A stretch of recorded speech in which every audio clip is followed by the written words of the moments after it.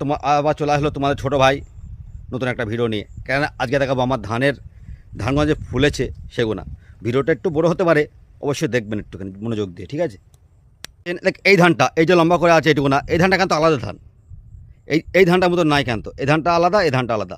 এই ধানটা অন্য ধান, সেটা আপনাকে নাম অবশ্যই বলবো পরে। আর এইটা হচ্ছে আমাদের মিনিকেট ধান, যেটা কাল্লা মিনিকেট বলে, অনেক মিনিকেট আছে অন্য রকমের। এটা কিন্তু মিনিকেট ধান পুরাটাই দেখতে পাচ্ছ।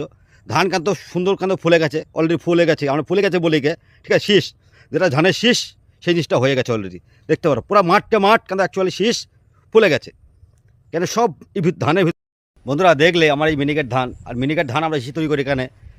পুরাই মিনিকেট চালটা আমার নিজের ন্যাচারাল তৈরি করি ঘরে আমরা, নিজের ন্যাচারাল একদম।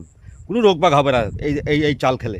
কেন এই চালে কিছু দেওয়া নেই, একদম ঘরের পুরা ফ্রেশ চাল একদম।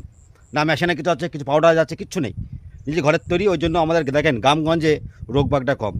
যাই খাক না কেন হজম করে ফেলে। আর গ্রামের মানুষগুলো খুব মেহনত করে, নিজেকে চেষ্টা করে একদম পরিশ্রম করার জন্য, ঠিক আছে? জান পান দিয়ে নিজের মানে ক্ষেত তৈরি করবে। এটা হচ্ছে আমাদের কালচার গ্রামগঞ্জের। অ্যাকচুয়ালি বাঙালি কিনা পারে না, বাঙালি সব পারে। সবচেয়ে বেশি দিমাগ বাঙালির। ওই জন্য বলছি, বাঙালি এমন কিছু কাজ নেই যে বাঙালি পারবে না। ওই জন্য বাঙালিকে সালাম, কেন আমি গর্বিত যে আমি বাঙালি।